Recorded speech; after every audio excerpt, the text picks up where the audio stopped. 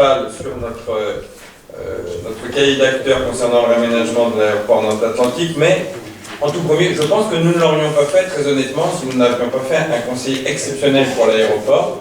Je pense que nous n'aurions pas donné de position sur une enquête publique qui est en cours.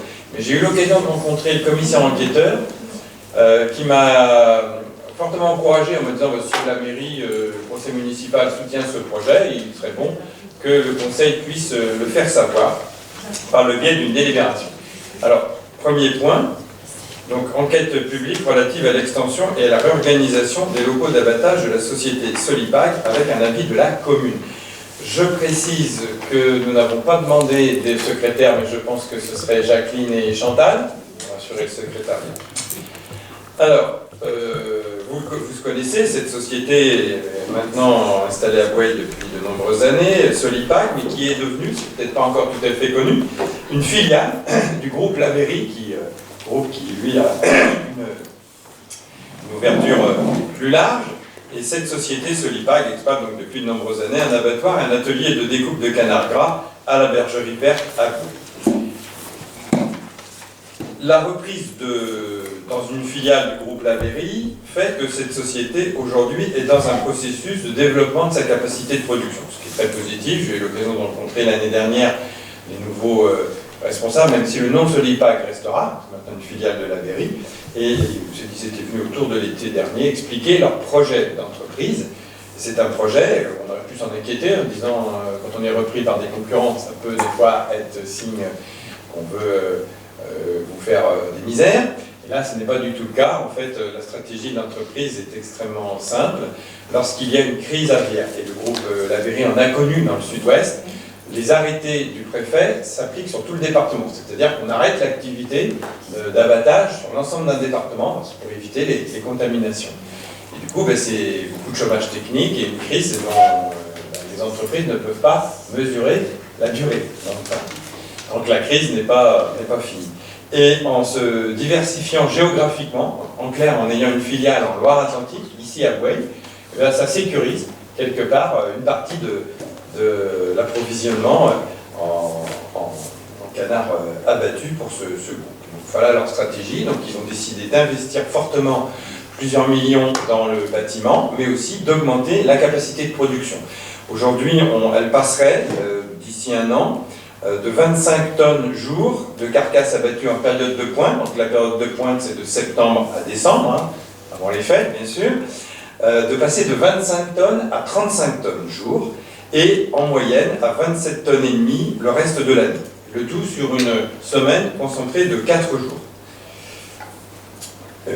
Pour faire ces évolutions, alors il y a plusieurs évolutions, dans le respect justement des règles de biosécurité, l'entreprise prévoit une extension de 582 m², une réorganisation de ses locaux d'abattage pour améliorer la sécurisation sanitaire, prévoit la création d'une plateforme de lavage de poids lourds de façon à ce que quand les camions ont déchargé les canards, ils puissent être lavés immédiatement.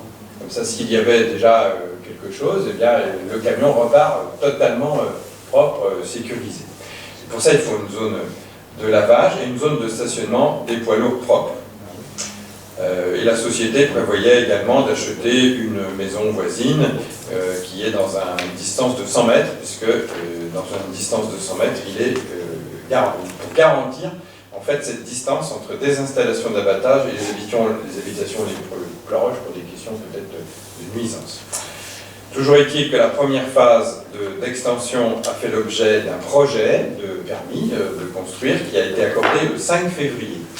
Mais comme cette installation d'abattage est classée ICPE, installation classée pour l'environnement, il faut également une autorisation préfectorale. Et dès qu'on touche à une ICPE, eh bien, il y a une enquête publique. Elle est relativement simple, elle dure 15 jours. Elle a débuté le 15 juin, je ne sais pas si les dates sont là, quelque part, voilà, le 1er juillet, pour aller jusqu'au 15 juillet. Nous sommes dans cette période d'enquête publique. Vous voyez où est située la Bergerie Verte. Je pense qu'il n'y aura peut-être pas beaucoup, parce qu'en général, ce sont les riverains qui s'intéressent à ce type d'enquête. Enfin, il peut y en avoir, bien sûr. Et nous, conseil municipal, eh bien, vu l'enjeu de développement pour l'emploi, parce qu'il faut rappeler derrière que Aujourd'hui, à une époque, c'était 60-70 emplois, et je pense même qu'aujourd'hui, avec l'extension qui est prévue, nous allons avoir une augmentation de l'emploi sur ce site, et c'est une très bonne chose. Moi, je vous propose de donner un avis favorable à cette demande d'autorisation environnementale, de la porter à connaissance du commissaire enquêteur, dans le cadre de l'enquête. Il y a une petite réserve parce que nos services sont vigilants, et ils ont vu que dans le dossier qui était proposé en préfecture pour l'enquête publique et le permis de construire qui avait été déposé et accordé, il y a quelques petits points qui ne sont pas concordants. Alors on a un petit plan qui vous avait été donné avec la délibération. On va peut-être le projeter s'il peut apparaître. Un petit bouton rouge, et normalement c'est magique, et voilà.